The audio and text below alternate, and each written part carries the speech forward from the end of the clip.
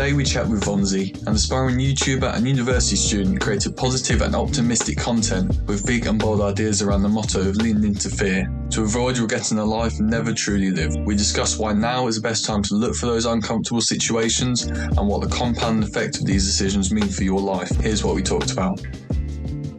Awesome. So we're here with Seb, probably better known as Vonzy. So would you be able to give us a quick overview of what you do? Well, I'm basically an aspiring, quite small YouTuber at the moment, but create kind of content with big ideas, trying to push the boundaries of what's possible, but centered around, getting them good vibes in, positivity, optimism. Like my channel motto is lean into fear. And we've been working on deciding the final one, but we've gone for this. And it's kind of just the idea, similar to seek discomfort, in that, really to live a fulfilled life, you should kind of try and lean into those fearful moments in order to avoid regretting, basically living a life never truly lived when you're older. Sounds so cliche. I can't believe I'm putting out these cliche quotes this early, but that's kind of the idea behind it and the philosophy which we want to push with our content. But yeah, I also do like lots of freelance editing work and different companies and YouTubers and whatnot. But so I really enjoy that. But really trying over this next year chase down the main goal, which is becoming a successful YouTuber and trying to build up this community. And now I've got a business partner who I'm bringing on board, and over this next year expect to see some class content. Yeah, no, mate, class is already class content on the channel. I'm really enjoying watching it. They say your channel motto is lean into fear. You kind of just explained it there, but what does lean into fear personally mean for you? Yeah, it's just like it's kind of. Well, I saw a TED talk and someone was talking about it a while back, and it kind of just the idea in that you should, in life, there's always these fearful situations which are not necessarily like damaging to you. Obviously, if there's something which is going to be dangerous, like don't necessarily do it. Yeah. But if there's something where you can lean into your fear, whether that be like, I have mad vertigo and I have a real big fear of heights. So I went on a skydive and it was horrible, and it was the most fearful thing in my life for me. But I leaning into that, because then it's like the idea that leaning into these fearful moments, doing these things out of your comfort zone. I think it just it's just good for you. It makes you like fulfilled, which sounds cliche, but it's kind of true. And also, I think the main thing about like lean into fear, the motto, and like why I like it is it's like choosing fear over regret, kind of. Because just the thought of like there's that quote which I have with my screensaver. I need to update it. New phone, but it's like if you were 99 years old and you're on your deathbed, what would you like to do right now? And it's in those things where it's kind of like that's what the lean into fear means for me, really. Yeah, no, I think it's with all the time we've kind of been afforded with lockdowns and COVID and stuff. Now's kind of the best time to kind of reassess and kind of see where you're at and what you actually want to be aiming for. Exactly. I think that's you're on the right track with that, fella. Cheers. Probably a similar. You probably aware of them as well. Yes Theory. I've been watching Yes Theory for a long time. It's the same kind of mantra, really.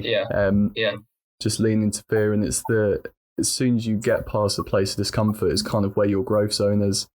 So even if you fail, you've tried and you've got that kind of mental toughness and you've got the resilience to go through it, and you can happily do it again. It doesn't matter if you fail, as long as you tried. Feel good. Yeah, exactly. That's it. That's exactly the idea kind of as well behind. I'm excited that it's always nice to meet people who kind of believe the same things, but for sure. Yeah, it is. And it's like, it's like what's kind of, I was speaking to Zach also the other day, and he was saying like, he did a running training session on my course once, and he was like, asked him, what's one fearful thing which you can do, which is like not gonna, which will progress you or your company like forward, but you won't do because you're too scared, basically. Yeah. And it's like, when you think like that, it's just, there's so many things which I think everyone wants to do, whether that means like maybe me starting my own YouTube channel, you setting up your podcast now, like you probably want to do it clearly because you're doing it, but it's not easy. It's not always the easiest thing to take that first step. It's not, no. There's it's good. It's once you've taken the first step, people say is always the hardest. As long as you get the momentum going, you should be good. As soon as you get over the first step, it's all good. So you said you were bringing on a business partner to your channel. What kind of content are you hoping to bring out in the future? What kind of stuff are you working on now? Yeah, well, this is the thing. Like, we love we're quite big on creativity, and we've always thought that's going to be something which we have to always want to prioritize in the video. Like, I'm a big fan of creativity and everything, so we quite like innovative, weird, creative, big ideas. But quite similar to the Zach and Jay's content. Like, Zach and Jay and Yes Theory, like their content is kind of the closest to what we would probably be going forward. But obviously, over this next year, we're going to have to prioritize viral video ideas, because literally on YouTube, like, if I want to succeed, it's going to have to, especially at the first, just to get a bit of audience up. Just need like title, thumbnail, bangers every time. So it's just going to be really big ideas.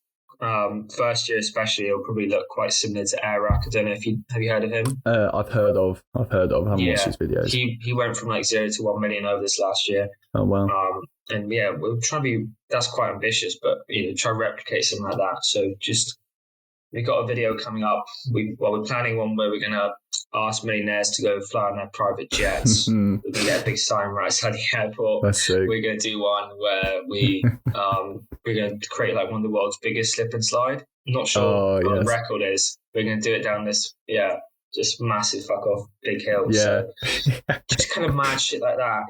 No, it's cool. That's wicked. I would There was a slip and slide when I went to Reading Festival. In a camp, I was kind of on a hill, and this guy just it was kind of muddy at the time. He was literally just absolutely pinging it down, just covered in mud and everything. Obviously, there isn't many showers at Reading either. And it wasn't the last day either, so he must have been absolutely awful. Rough. Yeah. That's cool. So we kind of talked about maybe what kind of pushed you over the barrier of starting your channel? Like, what was it? Just kind of the leaning to fear mentality at the time, or was it something different? Well, what caused me to start my channel? I think I've always had an interest in the idea of like, which I don't know. I admit I've got to be careful how I phrase it, because it could come across quite narcissistic, but it's not really. It's just the idea of like documenting my life has always appealed, and like documenting different things. I think more for myself, but sometimes like it's not like, look at me, wow, my life isn't that interesting yet. But it's more just A, I wanted to document the things, and B, I think I had this push where I had a mentality shift previously. I was like, right, what do I want to do? This is the main reason. I was like, right, what do I want to do kind of with my life? Like, I think a lot of people have had this time during COVID to reassess what they want to do. I kind of had that last year. And I was like, well, what would I really enjoy? I think acting would be fun, although I can't really act. I think being a YouTuber would be fun. Being like a rock star would be quite fun. But I think the most realistic one is probably YouTube. And then, at that time I was watching especially a lot of Yes Theory and Casey Neistat, like they just encouraged me, like, just go fucking do it. And I just started, and they were so bad, and they're still pretty bad. But no, the classmate, it's you got to go through kind of the struggle of making content. Some stuff not going to be classed straight off the bat because you've never done it before, have you? But it's the gap, exactly. Sure. But one of the things that stuck me when I first started watching Zach was when he was kind of jibbing stuff. He was going into places, sneaking into places, and that's class. And the motto at the time was making stories to tell your grandkids or something along those lines. That's it. Yeah, exactly. And that kind of stuck with me, and it's like, when you're I don't know, are you 20 now, 21, 19ish? Yeah, 20. Yeah, around that time.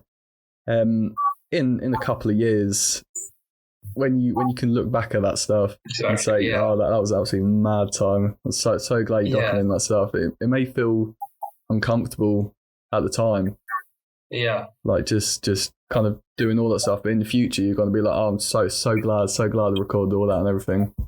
Yeah, exactly. And it's like looking back, even though I haven't been doing it for too long, I've been doing it for a year and a half or a year, kind of every 2 weeks. I don't know, but I look back at some of them and it's still funny. Like it's like I live in that moment again when I watch a video. So it is. I love that creating stories to tell the grandkids. Like if it wasn't Zach's, I probably would have nabbed that because it's a great quote, isn't it? It's a great quote. And it's like Casey Neistat as well. The stuff that he's done when he did the daily vlogs, when he did everything, he's just an amazing video creator anyway. Yeah. But if you were Casey and you're literally looking back at your YouTube when you're, I don't know, however old he is in a few years' time, or his kids now, just literally going up and looking at his YouTube, would be absolutely amazing thing to kind of pass on to them. It was great. It's also documenting everything. And then little movies as well. They're like it's not like a journal. Like you can edit it to make it seem. Yeah, it's just a digital journal, really. Yeah, exactly. It is. So you say you've been doing YouTube for about a year and a half now, coming up on 2. Yeah, well, I mean, I'd say like just coming up on a year and a half, probably. Yeah. But not even like a year and a half. Like a year and a half was when I made my first ever video. Yeah. But that was like just shocking. But that was like, I don't know, don't even think that was on my main YouTube channel. Like on my main YouTube channel, I'd say I've been going, let me have a look actually, because I always wonder this. I'm like, how long have I actually been going for? Am I tricking myself? Okay, so it says here, well, I made my first video 1 year, 14th of October 2019. So fuck, I don't know when. That's still a little while ago. How long's that? That's 2 years. 2 years now. Oh no, you missed the anniversary, fella. yeah, that's weird. Well, it says. Where are we? Well, I probably started like one. It's a year and a bit, isn't it? Yeah, I've probably I think I did one video for every 2 or 4 weeks on the 1st of January 2020. So. Wow. Kind of, a year and a half I've been doing it, but not like even properly. I want to get much more consistent. Yeah, no, I'm sure we'll get there, fella. But one thing I wanted to ask, since you've kind of got a few, you've got a few YouTube channels, it doesn't have to be just on your main channel. What was kind of like your favourite video to make? My favourite video to make? Good question. Because I really enjoyed the Zach one was really good. The podcast. I really like the one where you go out and you talk to people and just kind of ask them random questions, random people. Oh, nice. That's my personal favourite. But did you have any? Yeah, that's interesting you say that, because I always thought like the audience. I'm not sure if I really enjoy doing those ones actually. It probably would be my favorite. I don't really, because those ones aren't necessarily as intense in the edit as well. Like I can't really watch any of, unless they're old. Like I don't really watch any of my videos. It could just cringe me out, and I go quite deep in the edit. So I get that. But I can't. Any of my last 6 videos, I just can't watch. But I'd say probably my favorite was my most favorite to make. Well, I think the one where the very first time I asked strangers in the street, when I asked them like what their biggest regret was, that was probably that was the funnest. That was quite nice in a way, because it was the first time where I had like that kind of a bit more of a realization and seeing all the regret in their eyes and stuff, and that's kind of helped birth more of the mentality. But that one, or they're getting free drinks at the art gallery. That was quite fun. Oh, that's class. Drunk for free, basically. Hopefully when more stuff opens up, you can bang out a few more of those. Yeah, I was thinking of, just because the strangest ones, I was like, I was like thinking over summer there could just be a period where I just bang out one every day for 2 weeks. But then I get quite fussy about the edit. So yeah. Well, I suppose with those kind of videos, I mean, I can't really talk exactly with those, so I've never filmed one of those before. But it's I suppose you don't have to go in with that much of a plan. You can kind of freeball it a little bit, or at least have some kind of questions done. You just have to find some people. Yeah, it's just, I think the interesting thing is the strangers, really. Just like Kofi the Unknown Vlogs does it really well. But yeah, those are probably the most fun to film. Yeah, there's loads of interesting people out there. And there's like you wouldn't expect it walking past people out there. They've got loads of stories and stuff to tell. Stories. I love the idea. Yeah, I always worry that because I know when we do full time with channel, I wouldn't be able to dedicate a week to one of those because I don't think the title will get enough clicks. I'm not sure if it has viral potential. I kind of it'd be really interesting, but it's so hard to get clicks on one of those. Yeah, but they are so much fun to film. Yeah, I was going to say, what is your kind of attitude to how difficult have you found it, kind of playing the algorithm with YouTube and kind of making sure that video has the right title and stuff, and how difficult have you found that? Yeah, well, it's interesting. Like now, my channel's still small. I'm on like 1.2 thousand subscribers or something, but like getting to that point it was so hard. I think everyone says, and I really believe this. Well, I hope it's true because it was so hard to get to 1,000 subscribers. But I think that is one of the hardest points. And then already the growth's been a lot easier once you've got 1,000. So up to that point, 0 to 1,000 subscribers is like the hardest slog. And now I'm just coming up there. But, you're just getting over the top. Yeah, but with the algorithm. Yeah, I think it was literally just title and thumbnail. It's the only real thing which matters. Like I've learned that you have to have bright, big face in the thumbnail, saturated colors. Sometimes you have to kind of cheapen the thumbnail, which goes against all artistic kind of fucking urges to make this thing look really nice. But you have to do it because YouTube, it will, psychologically for humans, it draws more attention. Like with a thumbnail, like you want to blur your eyes and look back, and if you can even gauge it, so that's like your subconscious will click before you even think about it. So exactly. I think title thumbnail is the most important. Would you say when you kind of make a video, you put effort into it, and it doesn't perform like you would?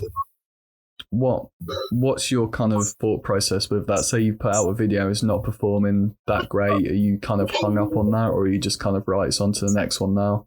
We can do this better next time. Or... It's kind of annoying. Like honestly, now I feel ready to kind of, because I have that now where I put in, especially when I didn't know how to edit quick, I'd put in like 70 hours for a video, and then working it non-stop, and then it would get like 300 views. If that, and it was a bit depressing. And I've done it now, and I haven't got amazing views. Some of the most recent videos have done quite well. Well, not well, but like for my channel, they got like 1,000 views is decent. It's like, at least you got a tiny bit of recognition. But normally my views have been shit on just they're all like the views are bad, and it is fine. Like I've had created, and I've done lots of freelance editing, which is a bit different because you're getting paid. But for YouTube, I just go on to the next one because I know it will pay off at some point. And I also know that whilst these videos aren't getting views now, they probably will at some point in the future. Because when the channel gets bigger, YouTube might push that old content, and I don't want the old content to be shit. So I want every video to be of a certain level so that people come back. But I think I'm just tired of it now. Yeah, it's a bit like now I'm at the point where I'm like, I really can't be asked to create any more put all this effort into videos and still get shit all views. So now I'm like, right, I really need to grow an audience quickly over this next year. So that's the focus now, just getting viral bangers and do a couple of sneak-ins. Have you thought, are you kind of YouTube exclusive, you just want everything to be on YouTube, or are you kind of dabbling with the idea of maybe TikToks? You see loads of people YouTubers and whatever started a year ago and have amassed a crap ton of followers on TikTok and have kind of transferred that over to either Instagram or YouTube. Have you ever kind of thought of, does that ever cross your mind, just starting on TikTok? Yeah, definitely.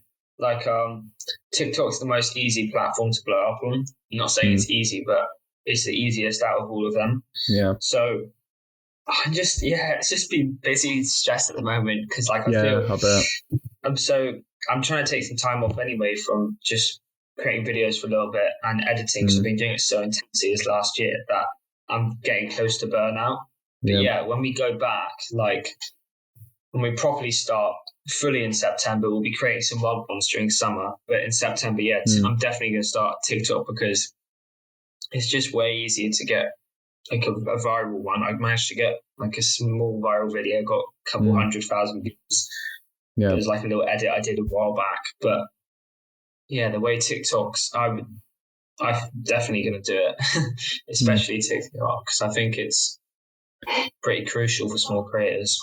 But having said that, it's got no longevity in it. So YouTube's which is probably why loads of people who have amassed such a following on TikTok are trying to get people over to their different channels, so Instagram or YouTube, which are probably more long term. Yeah, definitely. Yeah. So right, what we got here? So we were talking about your videos and stuff. Do you have like one kind of dream video idea? Like if money was not a barrier, you could fly anywhere, you could do anything right now. Was there like one thing that you would like to be doing? Oh, was there one thing that I'd like to be doing? I'd love to. That's a good question. I have to pick one. Okay, making you think, fella. Yeah, I need to have a quick think. So I want to make that's sure right, mate. that's right. There's loads of things I'd love to do. Top of my head, I think something mad. I'd quite like to involve like seeking discomfort, the motto, leaning to fear into it. Something involving strangers. I always, like I said earlier, my favorite type of video is the asking strangers one. So, I don't know exactly what, but I want to do something mad where, travel abroad, somewhere with a big budget, and then just get a group of strangers, ask them to do something, and just take them on like the maddest the maddest thing, just internationally, just level it up so they're like just losing their heads over what's going on. It's like kind of what Yes Theory did. Or they've kind of got some kind of videos along those lines where they just pick people off the street and they go and do like crazy stuff. Like you literally just talk to someone in the street. Do you want to fly in a helicopter? Good. 10 minutes later, they're in a helicopter. Something along those lines would be class. Yeah, I want to do something like that. Just take it so many levels higher, and maybe even help them to support their own thing or kickstart their own career or something. That'd be sick. Yeah, that'd be cool. Right, so we did have a quick kind of glance over burnout. You kind of mentioned it a few times. What's kind of your experience of burnout, and how do you kind of handle that? How do you recognise it's coming? How do you actually deal with it? I'm not really good at the I haven't really. This is the first time I'm kind of this period where I burnt out properly. So I'm not very good at recognising it clearly. But I think, how do you know about it? Well, it's just when it stops becoming enjoyable. Like, and even now, I know I need to take some time off, because if I keep pushing myself, then midway through a year of properly creating content where the intensity is going to have to be so much higher, I'll burn out midway or like quarter in. So I want to take some time off now so that I can go properly again. Because how do you know when you burn out?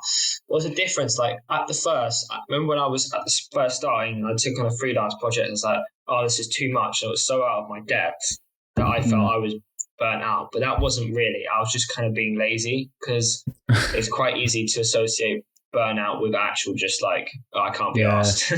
Whereas but burnout's more like, I think now I've given myself already a bit of time off, but it was worse a month ago. I just had no real excitement to create anything new. It was so just kind of in a bit of a rut. a bit of a rut. Wasn't excited to create any videos. I wasn't enjoying the editing. Just seemed like a kind of a cycle, which wasn't really enjoyable. But yeah, I'm just going to give myself some time off now. I'm chilling a bit, not putting any pressure on myself to create another video. Yeah, which I think is probably it's probably the best way around it, when you kind of give yourself some time to just kind of relax, just kind of clear your head, and you come back to it, and then you kind of realize, oh, this is what I enjoy, this is what I like doing, I'm going to keep going. And then it's probably knowing when it's coming, and knowing when you can take these kind of like mini breaks in between, just so you don't get to like a big burnout when you probably do some harm to yourself. Because you can really like tire yourself out. Like Zach and Jay burn out properly. I was chatting to them about it, and they were dead. So there's varying levels of it. But I think you're right. It is just like, if you have a really intense work period, then take a week off. Like, don't then go and do another intense thing. It's like if you try and visualize it as, say you go to the gym and you do legs like 24/7. So you're doing legs like 3 days a week. You're gonna need a rest day. Yeah. And it's kind of otherwise you're gonna get an injury. You're gonna pull something. You're not gonna be able to do it for a while. Exactly. If you kind of think of it along those lines. Yeah, I've never really thought about that, but that's really interesting. I guess it is. Yeah, it comes back to mental health, doesn't it? Because you wouldn't do that in the gym. You wouldn't fucking go at it non-stop. You wouldn't push yourself when you've got a dodgy hamstring, pull it in half. Yeah, exactly. Exactly. As you said, I've got to give yourself rest basically, and come back creatively stronger. Because I can push on and grind through now, but then I'll be doing maybe sub-average work. I won't be enjoying it. Whereas if I take 2 months off now, whatever, or just not the whole, I'll still be doing freelance work, but take a couple months off the YouTube. Yeah, I might lose half my audience, but if I don't do that, I'll burn out, and then I'll have to take 6 months to lose all my audience. It'd be even worse. Yeah, it's kind of if you're putting in the work. Yeah, you put in the work. You've kind of done.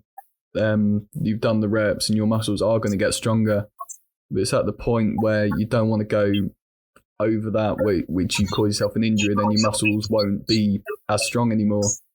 You have to take much more time off and stuff. But exactly.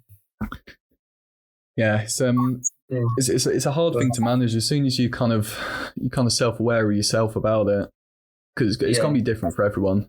Like, some people are able to just kind of head down, just do it, just bang it out easily. Knock it out. Yeah, some people are machines. Yeah, they can just do week in, week out. I don't know if I can really do that. No, well, I mean, to be fair, it will probably come with time. If you see Casey Neistat, some of the videos that he's done about his routine and stuff, it's absolutely insane. Yeah, he's just a machine. But to be fair, he's done it for a very long time. So he's probably developed that kind of that kind of mental callus where he's just doing stuff over and over and over again, and he's just kind of able to do it without much issue. But that's interesting. I relate to that though as well. Like, I do think, although I'm saying I'm taking some time off because I don't want to burn out properly, I definitely feel now, I used to be a bit lazy when I was younger, but now, like, I don't, like, my best mate Felix, he always takes piss out of me for it, because he's like, what you like, relax. But I don't watch TV. I play the odd FIFA game very rarely, but all I kind of do is work. Like, all I'm ever, God, occasionally I watch YouTube, but that's I just watch YouTube, or I kind of just work, but that's become really normal now. So if I don't have something to do, it feels very unnatural to me. It feels very uneasy. I need to be working, which sounds kind of horrible. Which I think is the realization for a lot of people now. With coming back to COVID again, people have been furloughed from work, and all they've kind of known is work a few hours a day, come back, enjoy what you want, go sleep, do it again. And now they've been given all of this time, and you're like, crap, what do I do now? I need to find loads of stuff to do. And kind of the bad thing that I've seen is kind of the first lockdown, everyone, because I've got LinkedIn. LinkedIn isn't a great place, to be honest, to be on for too long. Yeah. Is it toxic or something? Oh no, it's pretty bad because I'm not on there for a lot. I like putting stuff up there to kind of keep a track of stuff that I've done. But people were flexing all of these courses they've done. I've done XYZ. I've done this. I've done 50,000 courses in a day or something like that. And it's really trouble to compare yourself to. Yeah. It's kind of comparison is not a good thing. You should be focusing on yourself. One what was it? One quote that I heard. I can't remember who it's from. It was kind of the idea that comparison is a thief of joy. Yeah. So as soon as you're comparing yourself to someone else, there's literally no point. You should just be focusing on yourself because they won't have the same situations as you, and likewise won't have the same situations as them. Exactly. Well, yeah, it's interesting, like, because that's why I don't really follow anyone who I don't like at all on social media, because I took a break at the start, ages ago. Like, I took 3 months off all social media because it is the comparison thing. It's just makes you basically unhappy, and it's like if you ever achieve something, then it's always, and you have to accept there's always going to be someone your age doing something bigger and better. But then again, like, having said that, I do think comparison can be useful, in the right person. Like, obviously it's not good if you're constantly comparing yourself, but occasionally I find it quite motivating to compare myself to someone like what's his name, Max Razinger, who's I know him. I love Max, and he's a lovely lad, but he's got like, but it is like I watch it and sometimes I go, oh God, how's he doing all this? It's like, mad the stuff he does, isn't it? But then again, sometimes I watch it and I'm like, all right, well, I need to level myself up with Max because this isn't like good enough what I'm doing, and I can do it. So it can be good sometimes because it makes me work hard, and I think comparing myself to others. Yeah. But then again, it can be toxic. So you're right.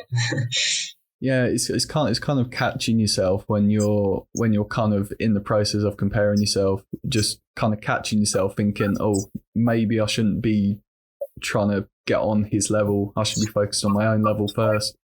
Yeah. And then what I do that's similar to him is a bonus, basically. And sorry, I know I'm blabbing about this, but one really interesting thing as well is which I found good is like, what I do is I catch myself. If I'm comparing myself to someone, what I'll do is, instead of me comparing where I'm at currently to where they are, is I'll look, let's say they're a YouTuber, I'll look at how many videos we're in. Because most of the time it's like, if you made 30 videos, or let's say you made 10 videos and you're comparing yourself to someone who's made 100 videos, it'd be unfair on you to compare yourself to them. And like, same if I compare myself to someone who made 30 videos, someone who made 60, like, it's not that they're just a naturally better person or like just some crazy, put amazing, in the hours, they put in terrible. Yeah, it's just like, I'll now look at what were they like at my level. So I'm like, okay, what were they like at 30 videos? And that makes me feel a lot better because I'm like, oh, okay, we're actually at the similar levels now. You know? And like, same with anyone, you can just go, well, how long have they been doing it for? And then compare how much effort they've actually put in compared to you. And then that makes the comparison, I think, a bit more genuine. Rather than just seeing the end result, you can go back and see the process that they were on and kind of like where they actually adjust were a little at bit, your stage. Which I think is probably the better way around it, because you don't want to be looking at someone that use Casey Neistat again. You don't want to look at his latest video where he's doing all this crazy editing, he's jumping off building on a skateboard or something like that, and he's getting like 10 million views. You don't want to be looking at that as, oh, I should be doing more, I should be doing all of this stuff. If you can kind of look back, which is probably why it's really, really good with YouTube. It's kind of got that archive of people going through the process, which is what you're starting as well, to be fair. I mean, you say you've been doing it for a year and a bit. And I bet if you go back and look at your old videos, you are so much kind of improved from them to where you are now. And as well, it's probably definitely best, to compare yourself to yourself, really. Yeah, exactly. See the progress. That's nice. It is true. Yeah. And with Casey as well, Casey's first videos he's taken quite a lot of them down.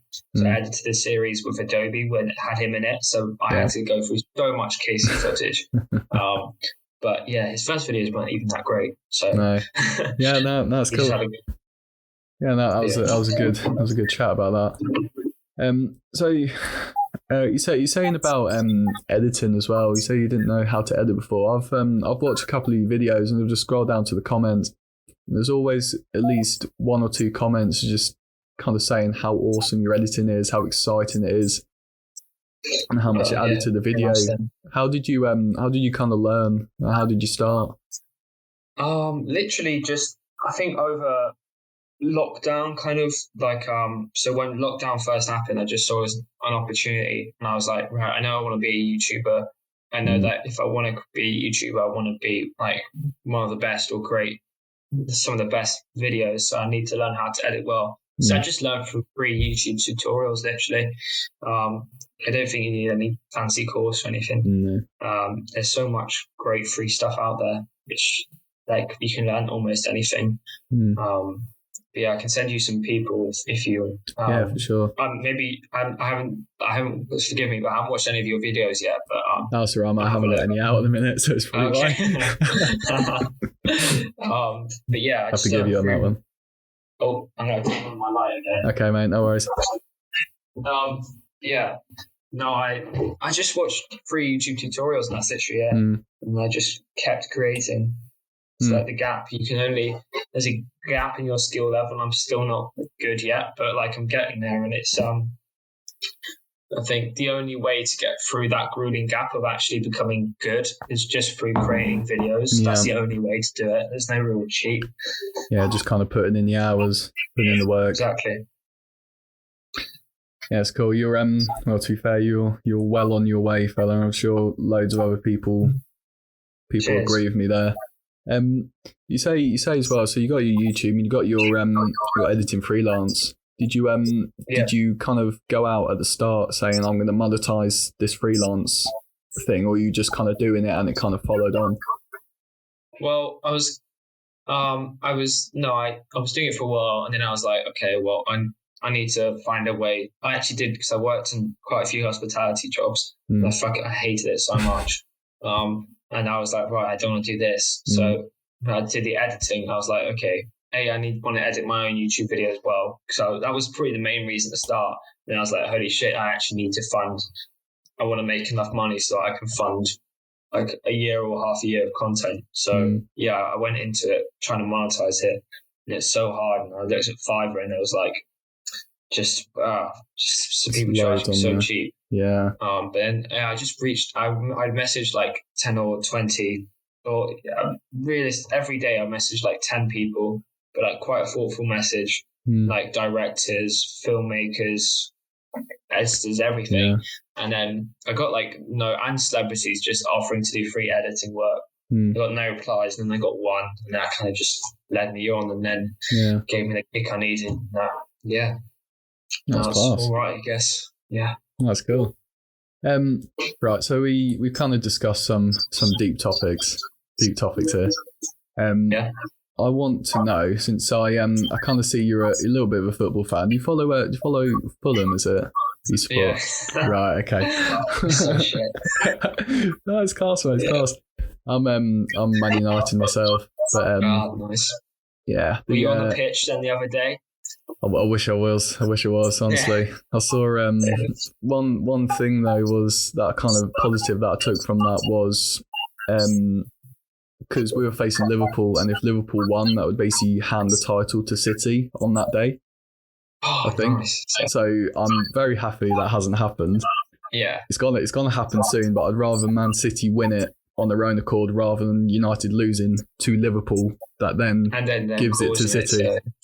I would not be happy about that. But anyway, one of my questions here is, if you could manage a YouTuber five-a-side team, who would you have in your team? Who would I have in my team? Oh, Okay, well, I would say like yes, but then that's all of them almost taken. So if you can have one from Yes Theory if you're gonna have one. Okay, so I can pick one person. All right. I'll probably go for. Oh, that's so hard. I love them. Well, I like Dan Mace. I would probably have to pick, although I've heard he's Dan Mace. I heard he's a bit of a not the nicest person in real life. And the same with PC, which kind of broke my heart a little bit. Yeah. So, but they are legendary filmmakers. Okay, who might YouTubers in my five-a-side? Max Fosh, love Max. Yeah, Max Fosh is class. Love him. Max Fosh, I'd get Zach and Jay, or Zach Allsop. Yeah, you probably got the chemistry between Max and either Zach or Jay. There's probably good chemistry there. I really want to pick Jamie as well because I love Jamie, but I'm trying to see if I can. Casey Neistat, Dan Mace, Zach and Jay, Thomas, Thomas Dyer from Thomas Dyer. Thomas Dyer. Last name. Bragg, isn't it? I think it's Bragg. Bragg. There we go. And who else? Who's a sick YouTuber? Well, I'm just going to chuck in Airac there because I feel Airac's a bit of a beast. That's fair. Not this I just know he'll give some attacking momentum because he's going to be a massive YouTube watch. He'll go right to the top. I think Airac will. That's class. I'm gonna have to check him out afterwards. Yeah, he's the next Mr. Beast, but a bit more cool. I reckon it would be really interesting to have Wim Hof in a five-a-side team. Or a goalkeeper I didn't know or something. If I count him as a YouTuber, but I definitely loved that. Yeah, I suppose probably he replaced Casey for me. Yeah. Or Chunks. You know Chunks. I like him. Chunks, Chunks is a good YouTuber. Yeah, I mean, to be fair, I'd probably be. I feel like we watch kind of the same similar people. Apart from Airac, but that'll be a solid five-a-side team, I think. Well, Airac, I enjoyed his videos more because I quite like something about there's a little bit of charm and not having it too overly polished, the edit. But I watch it now just to study because I know he's just he knows the YouTube game so well. But I think through doing that, he may be sacrificing his message a little bit. And when you grow so fast, your community is not going to grow necessarily with you. You have not necessarily the most devoted fans. But you look at Yes3, they grew a lot slower, but now their community is probably the best on YouTube. Yeah. It's like talking about kind of momentum and stuff, and then I think about Mr. Beast, like his kind of thumbnail wise, and can you call it clickbaity? I don't know. Probably his thumbnails it is kind of but he doesn't lie though about it, so it kind of isn't clickbait. But I know what you mean. He does some crazy stuff. It is kind of clickbait because he's trying to hook you in to get a click through doing these mad stuff. But lots of people, when they say clickbait, it's assume that it's someone who says something and then doesn't do it. Yeah, and doesn't do it at all. Actually does it. Yeah. Which is quite good.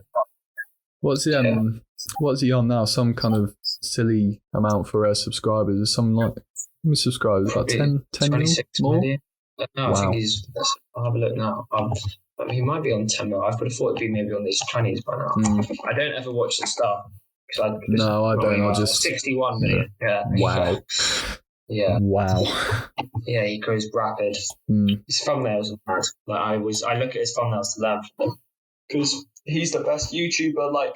To get the algorithm probably on the platform with the big ideas, even though I don't necessarily like him, or his not actively dislike him, which is not my thing. It's a bit too kind of intense, but look at what he does. The thumbnails, I'm like, okay, I should do the same. He's kind of got his own thing, and it's obviously working with 61 million people watching him. Yeah, so he's going to keep at it. But okay, cool. How long are we going for?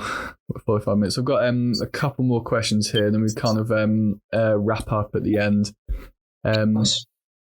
So we were talking about before. So we both watched Zach and Jay. We were talking about people in Old Trafford and everything like that. Talking about if you could jib one place, you could go anywhere in the world, sneak in. Where would you go to? Where would I sneak into? Oh, one place. Well, I got declined from the O2, which really pissed me off. But I think I would have got in if it wasn't COVID times. What kind of event was that? It was a boxing match. Anthony Joshua versus. It was Ruiz, someone not very good, but I really want to get in there. What's the one place I'd like to jib? So you got kind of concerts, you've got events. Oh yeah. Well, I always wanted to. Less so now, but especially when I was younger, I always wanted to go sneak into a Sticky Fingers concert. But I think that's quite easy, so that's not a dream. Macklemore big concert would be quite fun. I'd like to meet him. Yeah. But my dream jib, I think it'd have to be. Oh, actually, no, I've got it. As generic as a band as people call them, I fucking love Coldplay because they've actually got such a motivation message behind it. So it have to be a Coldplay concert, getting backstage in a dressing room with Chris Martin and everyone else. Just have a chat. That'd be amazing. It's like with Zach and Joe, just make it look so easy. Just literally whack on a high vis and just chat a bit and then just straight through. They're so good. It is though. It's literally that confidence. That's just it gets a bit. I mean, they've done it so much now that I think security probably have actually tightened up a little bit over the country, isn't it? It's a little bit annoying, but that's no excuse. If they can do it, why can't anyone else? Yeah, exactly. They're fucking good at it, but that's why. So as soon as you have that confidence, like you're meant to be there, you can just open the door just straight through. Yeah, I can still do it sober, but after you had 2 beers, maybe just to take the edge off a bit. Like first class lounges are the easiest ones, bro. Like, whip out the phone and go, I'll see you in there. Just fall straight through. Although I hadn't, coming back from Australia, I hadn't done one in a lounge in ages. And once I get into a flow sneaking in there, it's like I'm quite good at it and confident. But after a while, the first one's always bad. I should pick the wrong one. I went to a Singapore Airlines first class lounge, and I never ever got nervous before doing it, and then this time I just started walked in and it's my hand was shaking. I was like, what the fuck's happening? This isn't bad. Hi sir, and I was like, no. It's all right. I got into a bit of a shitty lounge in the end, but it's still free food and drink, isn't it? So I ended up in a airport in Qatar, which is a absolutely huge airport. I had like a 12-hour layover.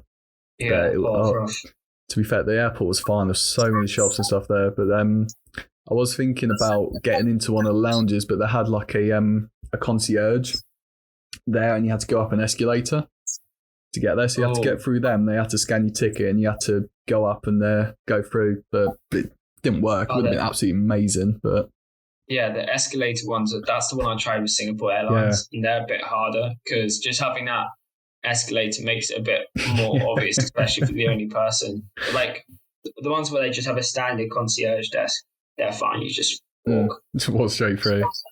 Yeah, basically. So you didn't notice. Yeah, you said as well.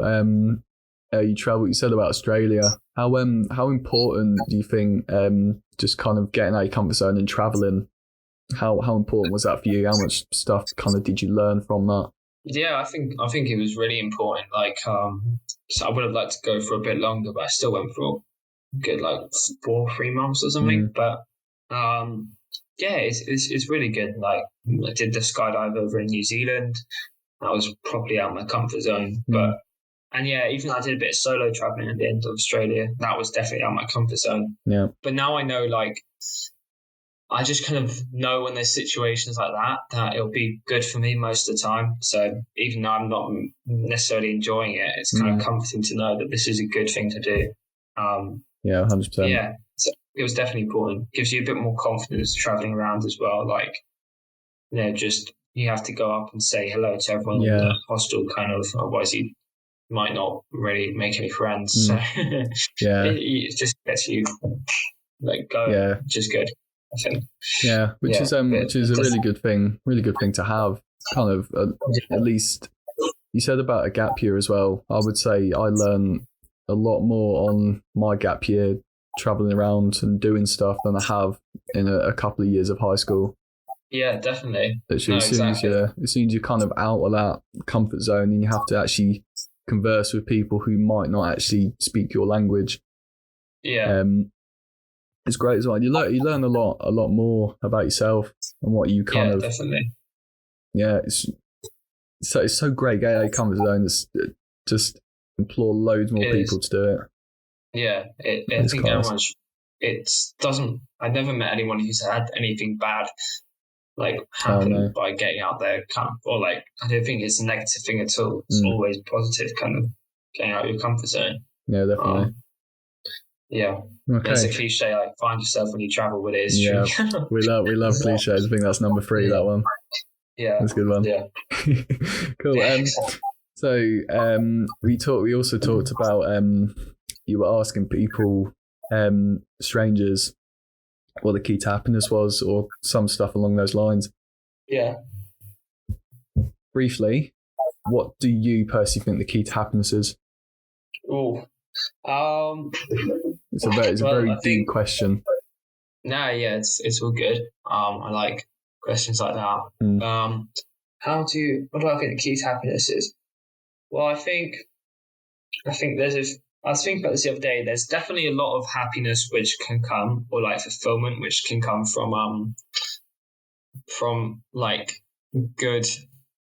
Because you know how some people like you need to travel. Some of my friends like, you need to travel around the world, those to be happy and see everything.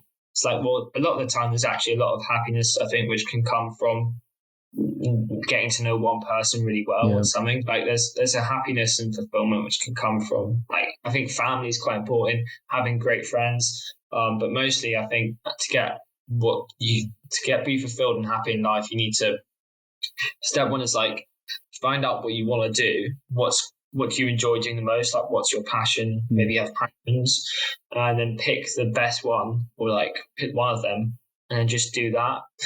Which sounds so simple, but I think it is just really doing what you enjoy, surrounding yourself with people who are beneficial and to you and who you like, having a good family, and just doing what you want, basically chasing like your dreams and aspirations, because so many people are limited by their own mindset, and like, which is why I think optimism is so important. Because if you believe truly you can do something, there's a good chance you can probably do it if you're willing to put in the hard work. But so many people shut themselves off so early. So I really think it doesn't matter how big your dream is, whatever, or what it is you want to do, just find out what you want to do and then write it down and do it. Yeah. So maybe that's waffle, but I'd say something along those lines. Not at all, mate, honestly. So say kind of writing it down as well. Do you journal as well? Is that kind of a big part? I journal a little bit. I'm quite late. Like I always forget to journal. I've wiped my boards and stuff, but I've got more in my room at London, to be fair. I've just moved back to uni, but I always like, what does it say here? Yeah, I'm a big fan of manifestation. I'm a huge fan of manifestation. I've got is it the wrong way around? That's what I can say. Wherever you want them. And that's just, I don't ever tell someone you can't do something. I always write shit up on my wall. It's put the pieces where you want them. Like write it. I don't necessarily journal every day, which is a good habit. I should, but I write down my goals and I put them in front of me, and I have my screensavers shared as what I want to do, because just writing down what you actually want to achieve is just so helpful. Like the power of just writing something down. The Kid in the Road was talking about it, manifestation, and so was Billie Eilish. Like she was like, I want to be the biggest artist in the world, and just having that out there, everything you do subconsciously will be working around that goal. Oh yeah. Whereas if you never tell anyone, you don't write it out, it probably won't manifest. It won't happen. I mean, obviously you have to put in the hours as well, but you know. All you can do to kind of make your brain and just yourself kind of subconsciously do that thing. It's really important, just kind of having it in front of you, so you're kind of looking at it every day. It's there, and it's just really good way to kind of push you forward and kind of get you to where you want to go. Exactly. Yeah. It makes you conscious of it. Because you're like, if I want this, what am I doing now? And I just think having a goal to work towards is just it's a great important thing. Yeah. Even if you don't know exactly what a goal is yet, it's just kind of getting out there and trying. It's just kind of, if you think you enjoy something but you don't know 100%, just get out there and try. You don't have much to lose by doing that. Yeah, you've got nothing to lose because you're only going to find out, okay, I don't enjoy that thing, and I'm thankful I tried it. But it's like the what if thing. There's literally nothing to lose from trying new things. And it's like most people don't know what they want to do at this age, and that's quite normal. I feel like I was a bit lucky that I really enjoy YouTube. But then again, like, it wasn't always from the start. YouTube's my passion. It's like, this is what I think I'll enjoy the most, so let's give it a try. Anyone can do that, You just be like, oh, I enjoy DJing. Well, I'm going to give it a go. DJ at 5 parties over the next month, or get to a certain level. Just getting the ball moving, important. I think. Yeah. Something's always better than nothing. Yeah, it's like what we kind of talked about earlier, kind of getting the ball rolling. And if you decide after a few tries, maybe it's not for me, just kind of dead that and then move on to the next thing. Yeah. Then you can kind of pick bits out which you like, and then you can kind of put them together. And if that coalesces into a YouTube channel or something, starting your own clothing brand or something along those lines, then great. Yeah, exactly. There's loads of things, but you can only really get to know if you actually enjoy it by doing it. Yeah, of course. Anyway, we have been talking for almost an hour. I have one more question. And it's kind of, it doesn't have to be related to anything that we've just talked about. But what advice would you give to the youth? So maybe people our age, maybe a little bit younger, who are kind of on their way just through life, maybe finding a passion. What advice kind of would you give to them? What advice would I give someone who's like our age, a bit younger, looking for that passion? Or what advice would you give to your younger self? It's probably a better one. I'd literally just say just start. Like, I kind of properly started at 18, and I guess I probably first saw the idea of creating my first ever.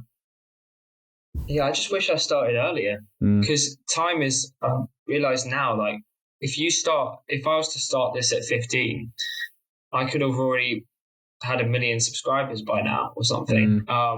So I think with anything, it's like, just start, because I wish I started early, and I wish I didn't care as much when I was younger about what other people thought. Yeah, it's really hard. Done. Yeah, it's so easier said than done.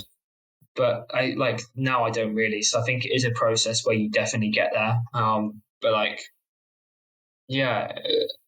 it's just there's just this process, and it's always going to be this gap of period of time where you're going to be creating stuff that's not going to be good, and you just, like the rusty tap analogy, Ed Sheeran says, the 10,000 hours is so true. Like, you turn on the rusty tap, loads of shitty water comes out, but only after a certain period of time, then it starts getting clean. And that's the same with any creative field or business, I think. So just start is what I would tell my younger self. Like, don't wait around for anyone else. Don't not do something because you want to look cool. Just fucking find out what you want to do and start it now, because you have to. Just the sooner you can get that rusty, shitty water out of the way, the better, Yeah. And then your life's just going to be better, I think, probably. Well, mate, I think that's a class point to end on. Thank you so much for coming on the podcast. Thank you very much. We've had some great chats here. If people want to find you, where should we look? Yeah, search up YouTube Vonzy, Vonzy, and subscribe, please. Subscribing does actually help. It's very important. And then on Instagram, I'm called Official Vonzy, which sounds quite pretentious considering I'm still tiny, but I can get Vonzy. So, I saw that ordeal on your story. the other day. Yeah, that's right. Yeah. Are you on Instagram? Yeah. Might be already following. Okay, well. Yeah, so I'll ping it over to you later. But yeah, mate. Thank you so much for coming on. I'm sure people will have an eye on you for one for the future. Well, hopefully, no plane crashes. Yeah, God, that was fucking hard. Yeah, hopefully not. Class. Yeah, but thank you very much. This interview was great and very enjoyable. No worries, mate. I'm looking forward to seeing your future episodes as well. Is this an audio or visual podcast? I am just deciding at the minute. Let me just stop it here. We can still chat afterwards. Hold on. Yeah.